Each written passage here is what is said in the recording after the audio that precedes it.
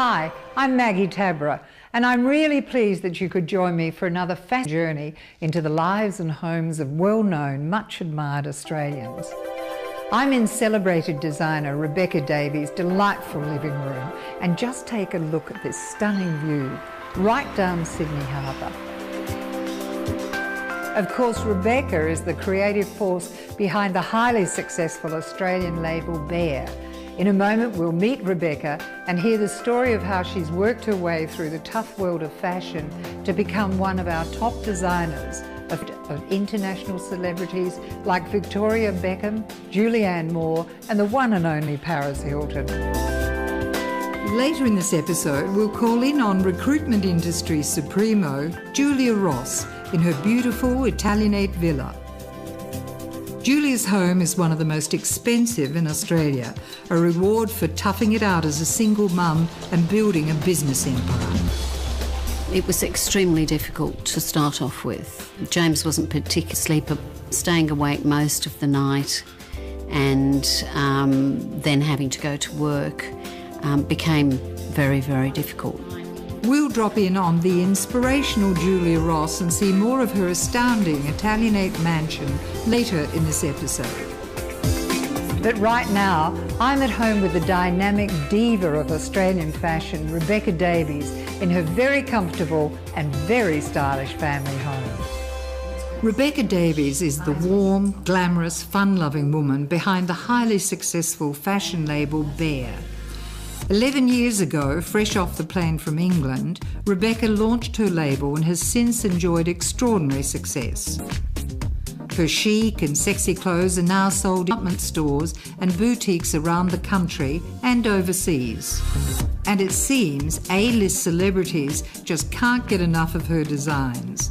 Rebecca has 8 standalone stores and is about to launch a further 8 concept stores within our giant David Jones. It's a far cry from Rebecca's initial foray into Australian fashion. David Jones bought the first collection and it was so tiny, and then I literally sort of went around town selling wholesale, showing my little suitcase full of clothing, and it went quite well, and I thought, oh, this is good. And I had a little terrace house in Paddington, and we were working from there, and I thought, well, this is going quite well. I might open a little myself. And that really has been the definition of my career. It's sort of, oh, that's a good idea, I'll do that, which is pretty much my life story, actually. While Rebecca's first collection was well received, it was a slightly different story for her first parade. Australian Fashion Week 1996 is a showing Rebecca will never forget. Tell me about the first parade. Oh, horrendous.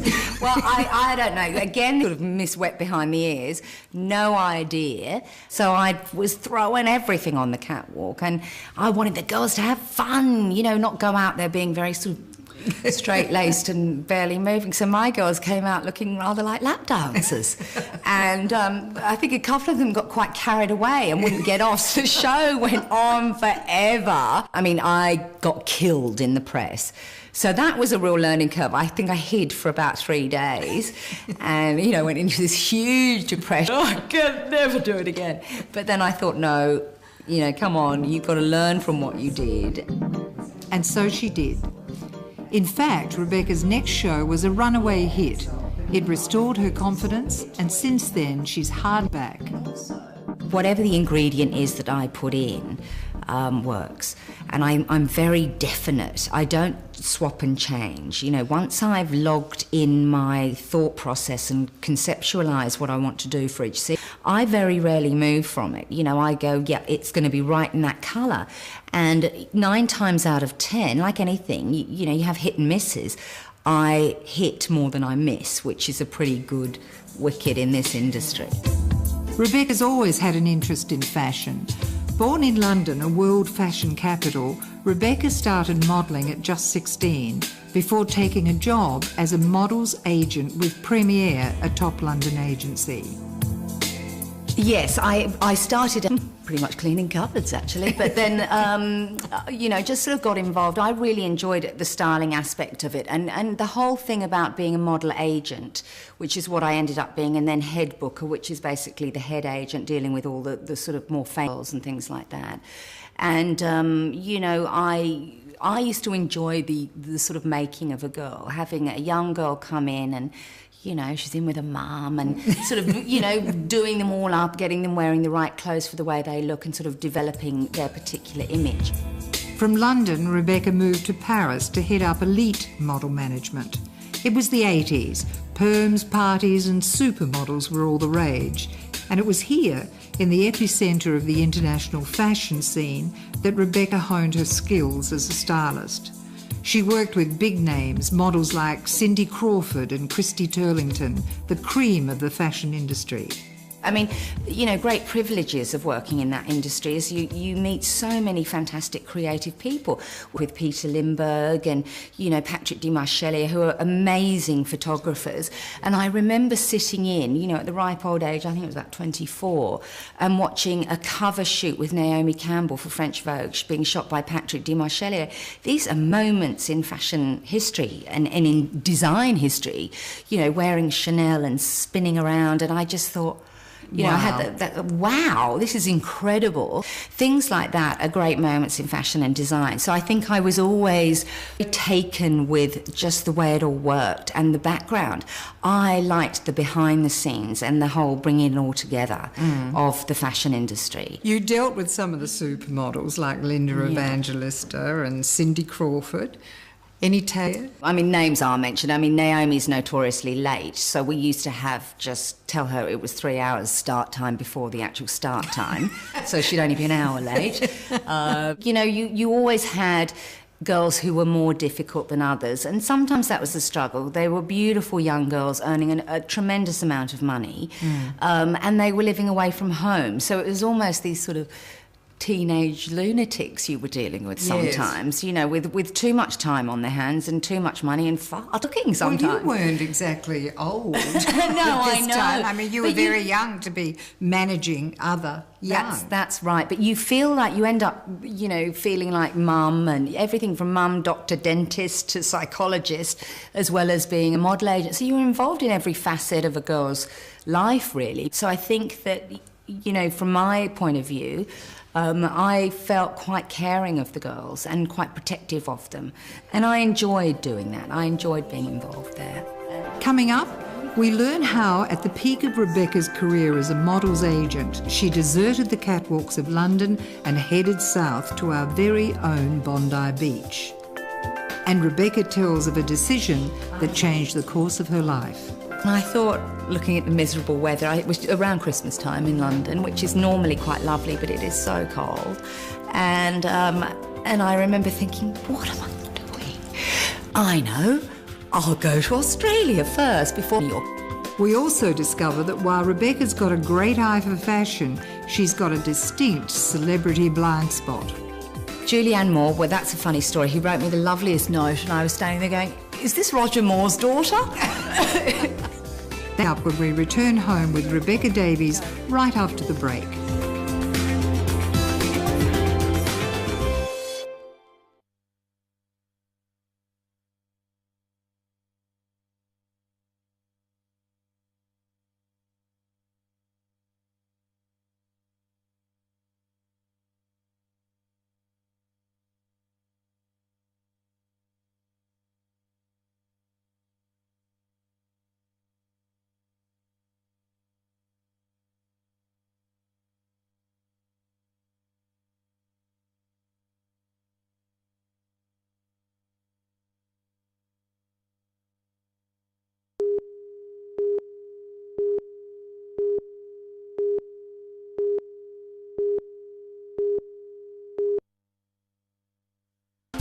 I'm with Rebecca Davies, the dynamic woman behind the highly successful fashion label Bear, in her delightful family home overlooking Sydney Harbour.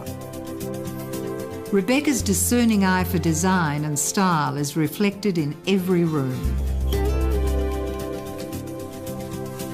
I was impressed with the way Rebecca has worked so effectively with unpredictable items, creating character and warmth. It's a superb blend of modern pieces with more traditional influences. But this is a family home too, and there are practicalities to be considered. The generous open-plan kitchen is a blessing, but it can still get pretty crowded when Rebecca's husband Brian, their 3 kids and their 3 dogs are all looking for dinner. His name's Chocolate. His name's Chocolate, but as he got older, he got paler. So he's now white chocolate. He's the Milky Bar kid. Hello, sweetheart. He's very dear. I didn't realise when I first came into the house that you can see, look, all the way through to Manly, isn't it? I know. It's the most... When Brian and I first saw the house, it's the morning view. It's very peaceful and just gorgeous to come out here. You know, when I've got 5 minutes away from the children, not often, I can come out here and relax and enjoy it. It's beautiful. One of the best views in the world, I think. I think so too. For the past years, Rebecca's called Sydney home. She loves Australia's warm summers, mild winters and outdoor lifestyle. It's a world away from the grey skies of London where Rebecca grew up. What are your earliest memories about the family? Dad had this really old convertible Jag, and driving down to places like Brighton and sort of wading around in brown mud sea. My earliest memories, I think. So I think secretly I've always been a bit of a beach chick and a sunshine chick, so you know, that's important for me. Rebecca's love of sun and sea have been life-altering passions. In 1992, she was offered a prestigious new position as Managing Director of Elite Model Management, one of the top model agencies in New York. The offer was made by John Casablanca, the boss and owner of Elite. Green card, apartment, the whole bit. And John said, come out to New York, you'll love it here, Becky. And I thought, okay. So I thought, well, I need a rest first. I'm actually quite tired and I just want some downtime. Just go and lie on Bondi. Yeah, I thought I'd lie on Bondi Beach and enjoy myself. Rebecca decided to flee the chilly northern winter and head south for her. But while revelling in a sun-drenched Aussie Christmas, she had some major life realisations. Rebecca decided she didn't want to work in New York. It was a real decision that I made personally, and I sort of answered a question that, you know, do I really want to live my life at such a frenetic pace? And coming from me, that's saying something, because I love doing as much as I can. But I knew that I didn't want to be in that sort of environment. And you know, in hindsight, I made the right decision for myself. Rebecca joined a local Sydney agency styling models part-time. 2 years later, she met and married an investment banker, Brian Davies, had a baby, and in the middle of the mayhem, decided to launch a fashion design career. So I suddenly thought, well, now's a perfect time to open a business. At that point, I realised that there was a huge gap in the market in fashion. I mean, I say that very tritely, but you know, over time, I'd realised the possibility to have something a little bit sexier and more girly in the fashion area. You weren't scared that you hadn't had any formal training? No, I think stupidity makes you not afraid. Yeah.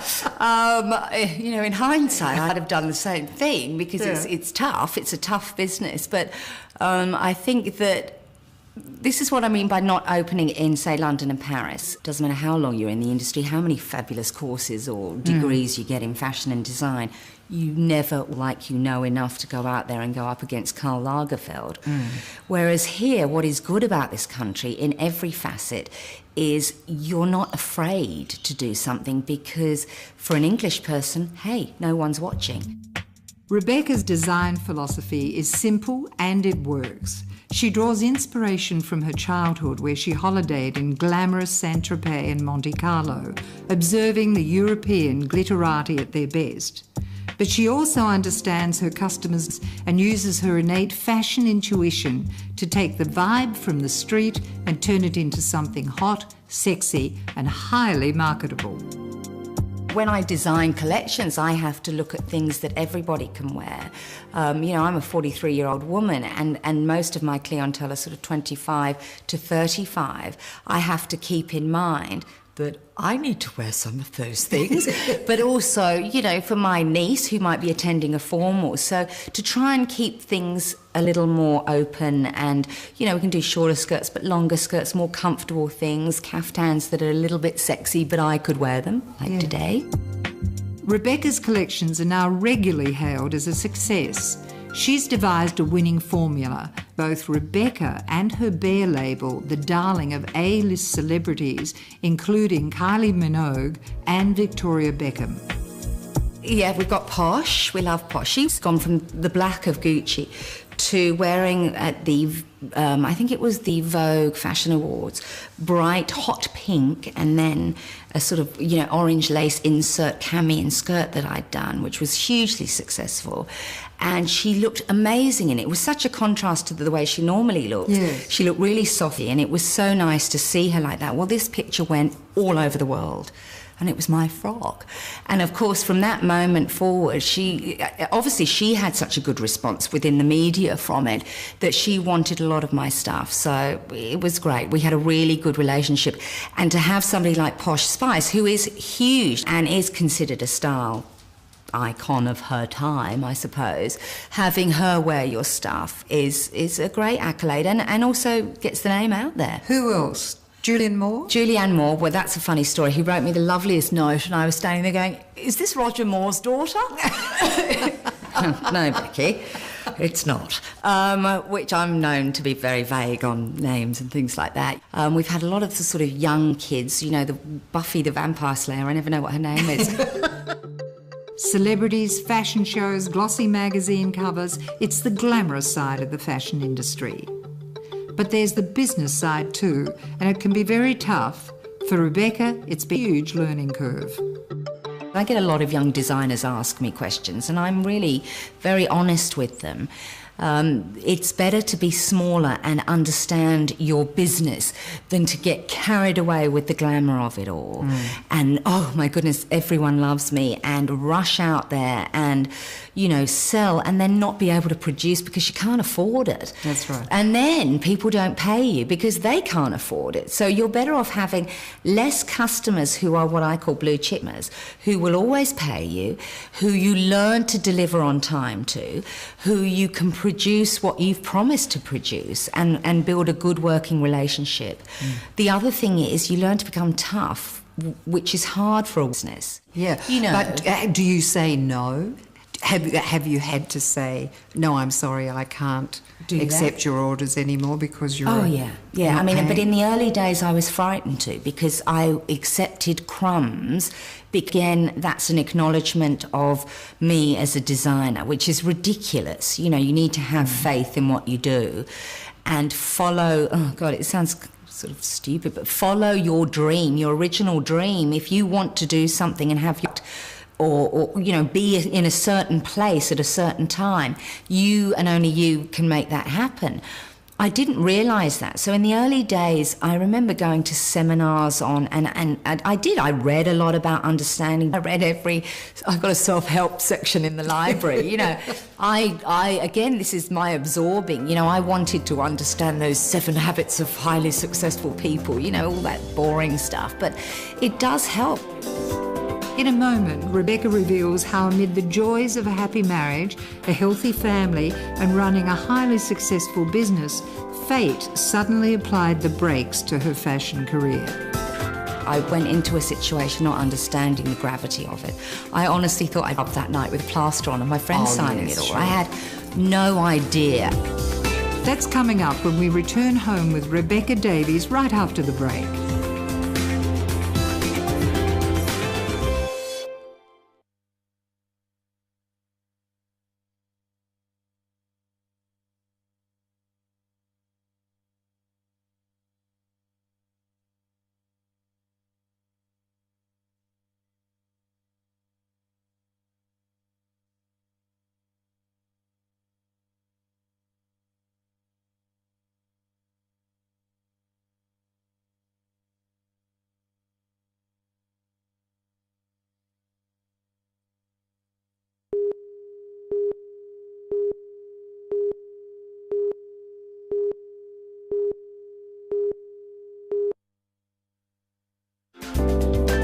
of Rebecca Davies, the creative force behind the highly successful Bear fashion label, and this is Rebecca's delightful family home. Rebecca and husband Brian discovered the property 2 years ago, and for them both it was love at first sight. The modern design, light-filled interior and spacious family areas, plus this view to Sydney's North Head, certainly made a winning combination. It really is a beautiful spot. It's like being in the middle of the countryside, and you know, and you've got the wonderful views, and it's a pleasure just to have people around, and the pool, and yeah, it's a really nice family And the kids vibe. love the pool, of course. Can't keep them out of it, drives me mad. But they ask to go in the pool even in the winter, Oh, so, gosh. you know, and they just don't seem to admit that it gets cold. But it's really... Rebecca and Brian have 3 children. Toby, who is 10, 8-year-old Daisy, and the baby family, gorgeous Scarlett, who's just 6. Rebecca and Brian's success has been channelled into building better quality of life for their young family. Weekends are usually spent together on Shangri-La, the sleek family cruiser, or south of Sydney, recently purchased rural property. I was down in Robertson for the school holidays, and let me tell you, it was gumboots the whole way. And headscarf, and no makeup, and no phone ringing, and no computers, and I loved it. I really enjoyed myself. Of course, like any mum, Rebecca relishes time spent with her family. But fashion is a demanding, highly competitive industry, and as Rebecca recently discovered, it can become all-consuming too. I had a feeling that I was going so fast and having so many things on my plate that I didn't stop and smell the roses. And I think at some point I had all this loveliness around me, beautiful kids and great family. Beautiful husband. Beautiful husband. Beautiful house. Oh, yeah, beautiful house. All of the things that you strive so hard for, and I wasn't enjoying them.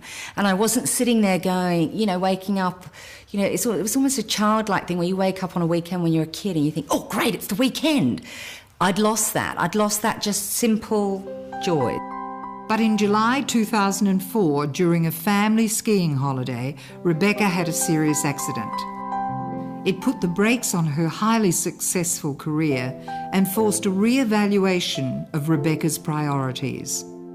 Let's talk about the leg. It was a skiing accident, but it was a particularly nasty break. It was. I've been skiing all my life. I hate to say this. I could say I was on a triple diamond black run, you know, hot dogging, but I wasn't. I was in Threadbolt on a green run. And oopsie. So the shame of it all was July 4th. I call it Non-Independence Day. That's such a tired old joke. I'm over it now.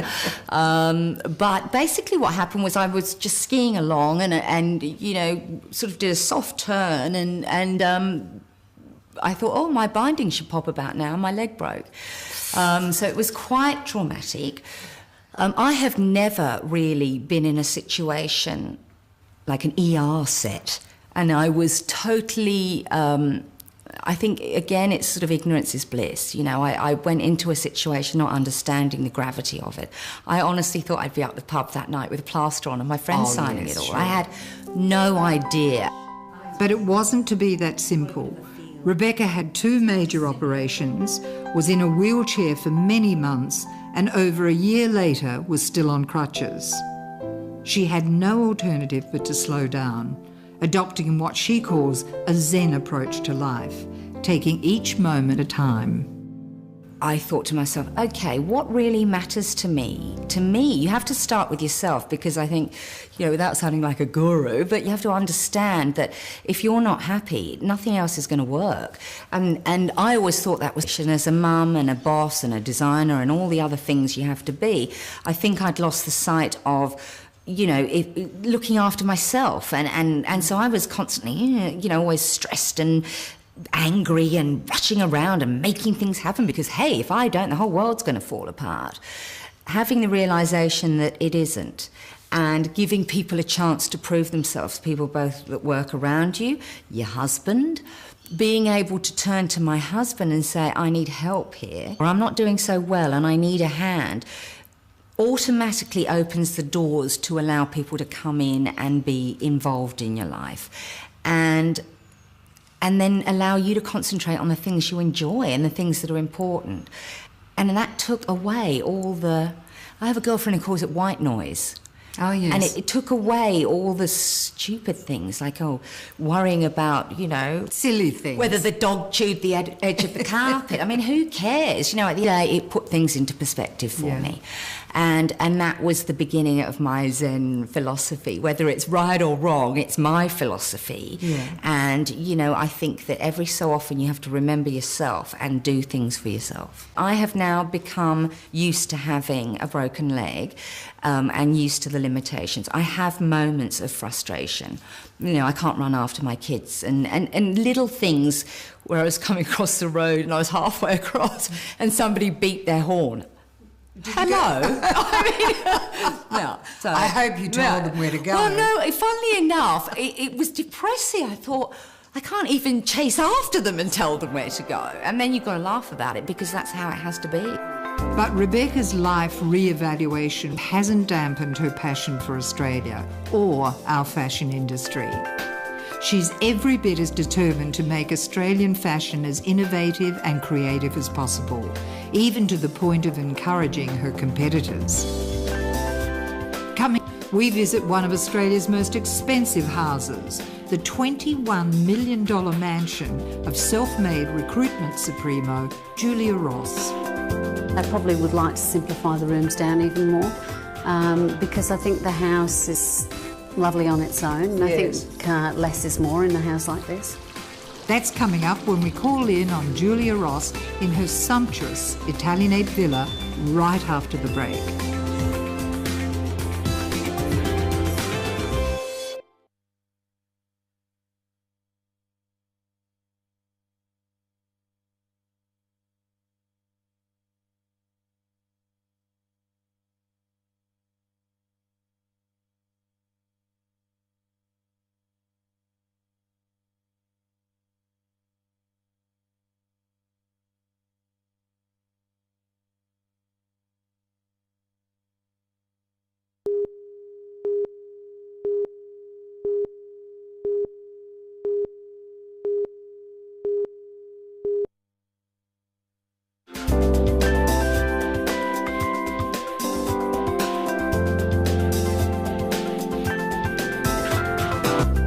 I'm standing in what's known as a smart house, a home where computers constantly monitor a whole range of conditions and where blinds, awnings, air conditioning and lighting automatically adjust to maintain a perfect living environment.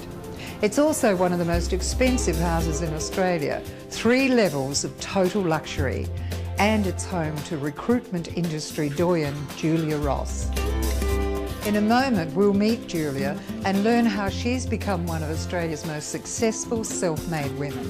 We'll also see more of Julia's beautiful home and hear how, believe it or not, she's got a few renovations in mind.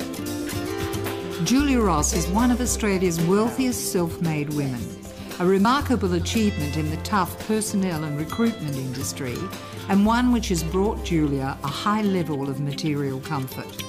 But success and good fortune haven't simply fallen into Julia's lap. She's needed focus to achieve her place at the very top of the corporate ladder. Julia's drive, determination and entrepreneurial spirit led her from humble beginnings in England to Sydney. In 1988, she opened her own recruitment company in a tiny Pitt Street office with just one assistant. Today, Julia Ross heads up a multi-million-dollar recruitment empire and rubs shoulders with the rich and powerful.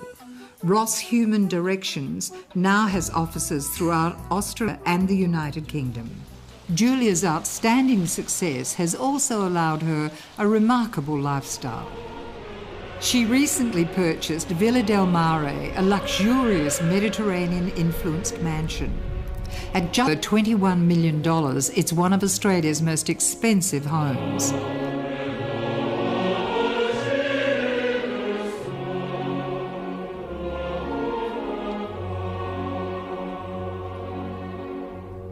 Rooms are stylish and elegant with expansive views of Sydney Harbour and the skyline. In fact, it was these beautiful European-style windows that initially caught Julia's eye. I've been looking for about 4 years and like my house in Bellevue Hill, but it really needed renovating, and I'm not one of those people that can do massive renovations and live in it, and thought it would be easier to go and find another. So I'd looked but couldn't anything, and had no intention of buying anything of this price or this size. Looked and looked and looked, and of course I walked in here. And I've always loved these windows, and it reminded me of home. And there was so much about the house that just felt immediately comfortable. Julia, tell me, I mean, it is a big house. It's got to be filled with a lot of furniture.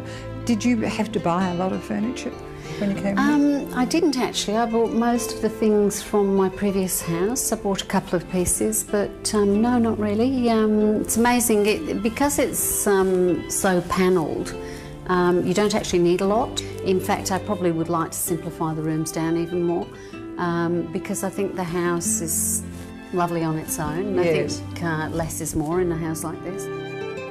Julia was born into a large working class family in Staffordshire, a tough mining district in northern England. And Julie Mary Strange, she was the youngest of 8 children. Her father was a builder on a modest wage. With so many mouths to feed, money was often scarce. But despite the frugal times, Julia recalls her early childhood with fondness. What are your strongest memories about those days? Probably all of the children fighting, I suppose, running around, throwing water over one another or doing dreadful things, and Mother trying to corral us. And then, because it was England gathering around the fire and really talking about what we were going to do when we grew up, that was, the best part. Was it tough at any time? Yes, unfortunately my mother left my father and took us with her, so that was extremely tough.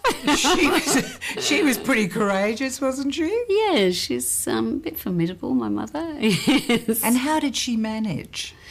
Well, the older ones, of course, could contribute. They were already grown up. Some of them were at work, and some of them were able to help with the younger ones, like me. So in that way, she managed the situation, but it certainly threw us into a little bit of financial trauma. Those strengths that you saw in your mother, did they inhabit the rest of your life? I don't know that it was witnessing Mother that much, because the gap was so big that particularly one of my sisters spent a lot of time with me and had a huge influence on me. Even as a young woman, Julia showed signs of being a high achiever. After leaving school, she became a desk clerk with a local construction company, hiring out forklifts and other machinery. Julia's intellect and ability were quickly recognised, and she was rapidly promoted through the ranks. But after 10 years in the construction game, Julia decided to change careers. She landed a job with the British recruitment firm Alfred Marks. Was it a defining moment for you moving into that industry? Did you suddenly think, I'm home, this is where I'm going to spend the rest of my life, in this business? Not really. No.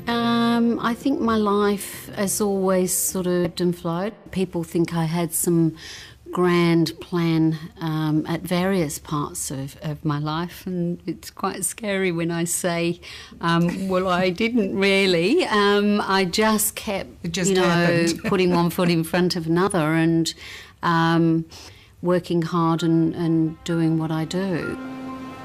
Julia's dedication paid off. She was transferred to Sydney as head of Alfred Marks Asia Pacific operations. It was a senior role and a goal. She had a company house, a company car, and made some great friends. Julia even got married. She was settled in Sydney and on top of the world, but then a row with her boss shattered everything. The guy I worked for was the sort of person who put his feet up on the table most of the day, and I was running around doing most of the work. So one day we had a little clash, and I, being headstrong like I am, put my keys on the table and said, well, if that's how you feel... Goodbye. Yes. Only to realise that the keys to my house and my car and they were on the same keyring. And I'd unfortunately split up with my husband a little while before. Did you try to revive the marriage? Yes, because I'd flown back to England in between time and went to see my best girlfriend. You know, I'd come out to Australia, I liked it, and but of course I'd put the keys on the table, so no job and no marriage. So I went back and said, what do you think I should do? And she said, you're doing some very strange things. You keep eating some strange food and doing some very peculiar things.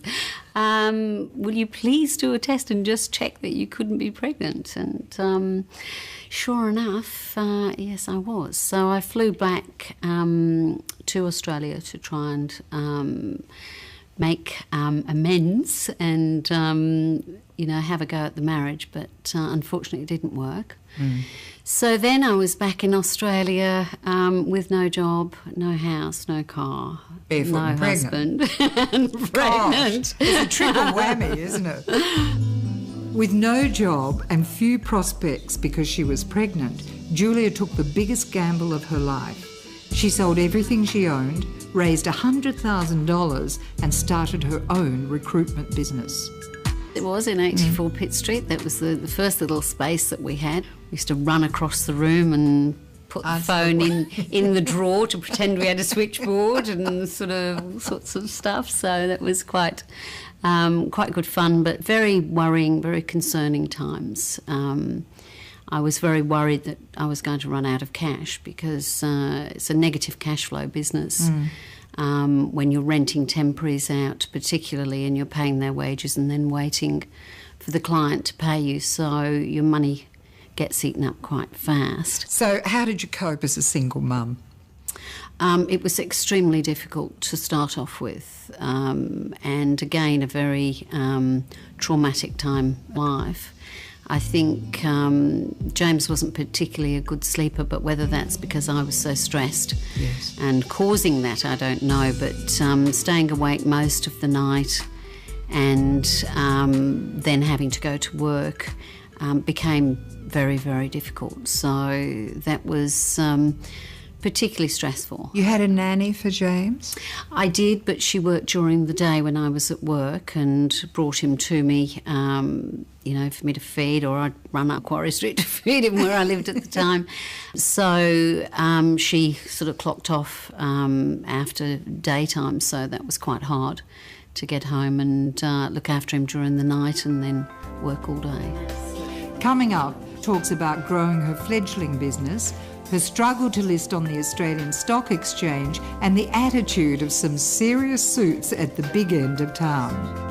Very often they would direct all their questions at all the males in the room. The board had only been with me for a few weeks, so I don't know who they thought had been running the company for the last sort of 12, 13 years.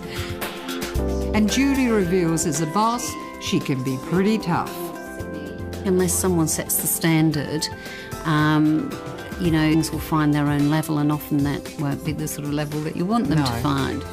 That's coming up when we return home with the inspirational Julia Ross in her truly remarkable home right after the break.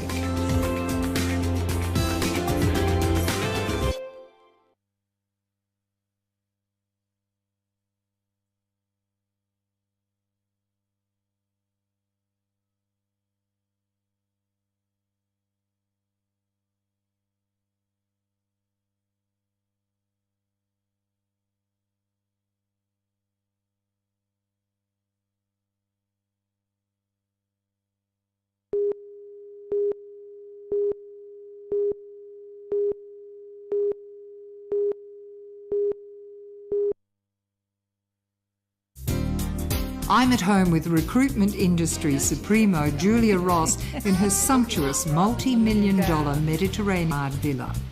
This palatial residence is the ultimate in comfort and technology.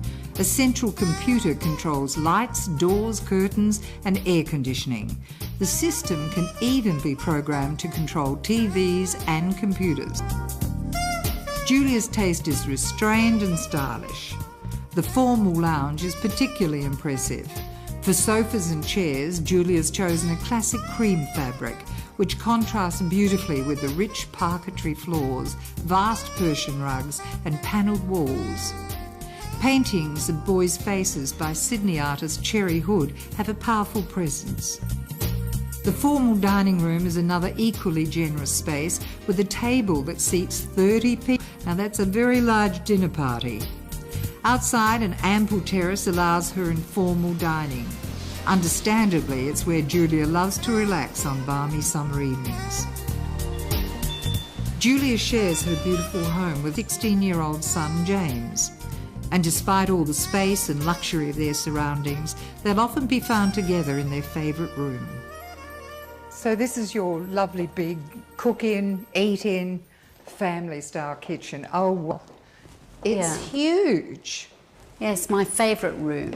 Well, have a look at the view too. I mean, that's not too shabby, Julia. No, it's lovely, and it's particularly wonderful at night. You can see the city in North Sydney, and you can look back on the house and see the lights and any movement. Yes. Despite her success and now considerable resources, Julia still draws deep satisfaction from life's simple pleasures, like a few hours with a good book by the pool. On weekends, she's often in the kitchen, cooking up a storm for mates, giving son James a sense of family by simply being a mum and connecting him with her family of friends. I have a team of my friends that generally come over on a Saturday night and I cook, and we sit in the kitchen and sort of share some nice pasta and wine or something together. Are you a good cook?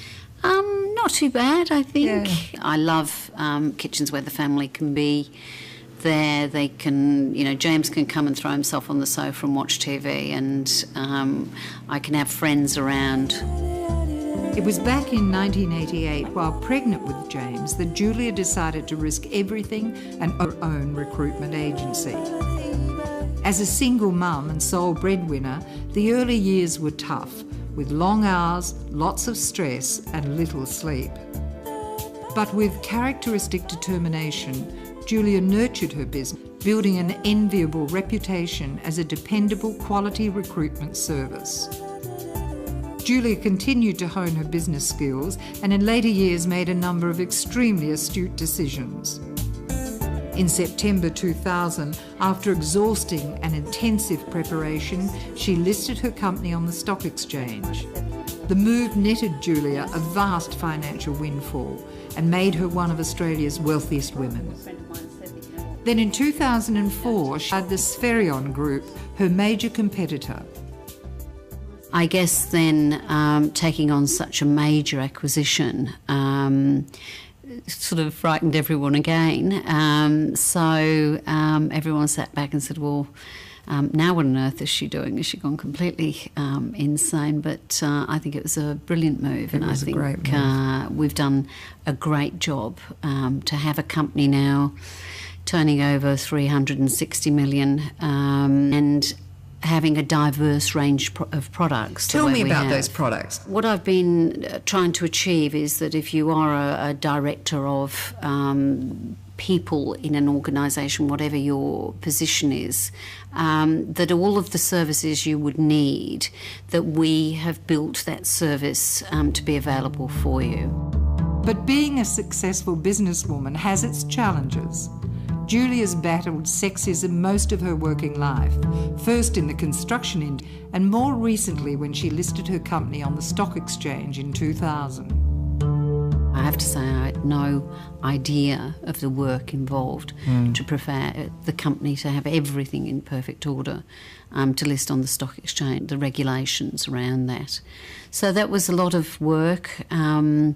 Very traumatic because we were to list in the March and then there was the technology crash, so we couldn't come to market, and I'd probably spent a couple of million preparing through due diligence, so very stressful. And then I sat and waited, and in the August-September time there came a little window that we thought we might just squeeze it through. I got out there selling the stock, and for about 2 weeks you race around town and see about 10 people a day and try and sell the stock to the institutions, and that's mega stress. That's mega stress also because again of the suits, isn't it? Yeah. Tell me. Well, I'd appointed the board previously, so we had some very experienced board members. Alan McDonald's my chairman, and he's a wonderful man. And, of course, I took my CFO along to the meetings, who's male as well. And very often they would direct all their questions at all the males in the room. The board had only been with me for a few weeks, and they were sort of like, well, I think knows the answer to that. So I don't know who they thought had been running the company for the last sort of 12, 13 years. So did you feel ignored by those serious suits, did you? I have to say that I sat back and thought, whatever sells the stock, I mean, who cares? If they want to listen to other suits, I really wasn't worried. Personal integrity is very much a part of the Julia Ross philosophy. She's passionate about her business and absolutely committed to providing the best possible service to clients. And Julia admitted she has high expectations of her staff. I think I'm tough on service levels. I think I'm very focused on getting it right for the client. And I don't think there's anything wrong in expecting that of your staff. I think unless someone sets the standard, you know, things will find their own level, and often that won't be the sort of level that you want them to find. So yes, I am tough. I am known to walk through reception and pick sweet packets up and do things like that. I like the place to look good and run efficiently, the phones to be answered correctly, and for clients to be handled as they should, and particularly candidates when people come in looking for jobs. Now at the top of the corporate tree, Julia has money, power and influence.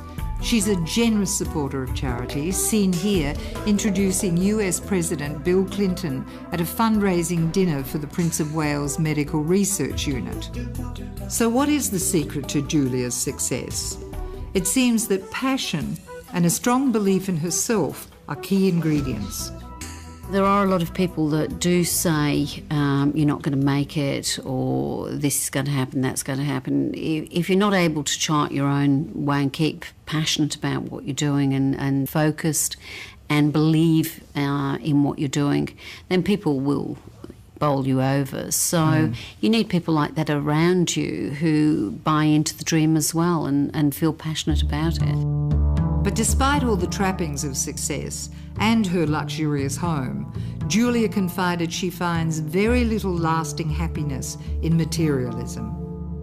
None of it really brings ultimate satisfaction, I think. I think I had just as much fun when I had none of those things as I have now. And for me, being able to laugh and share great times with friends is far more important. Are there any ambitions that you still dear, things that you haven't done that you want to do? Just to see my boy grow up and watch him for as long as possible and just see what he does with his life is my greatest ambition, just to watch him. Julia's extraordinary journey is certainly an inspiration for anyone with a dream of starting out in business. And while she enjoys her hard-won success, it's refreshing to learn that along the way, Julia hasn't lost sight of life's cornerstones, the love and support of family and friends. Well, I hope you enjoyed the show. Just before we go, have a look at this. It's a Nadelman-inspired sculpture, and it's very similar to a piece Julia saw in the Guggenheim Museum. I just love its style and its proportions. It's really a stunning piece, isn't it? Please join me again for our next episode, when we'll once again journey into the homes, hearts and minds of well-known, much-admired Aussies. I'm Maggie Tabra, and I look forward to your company then.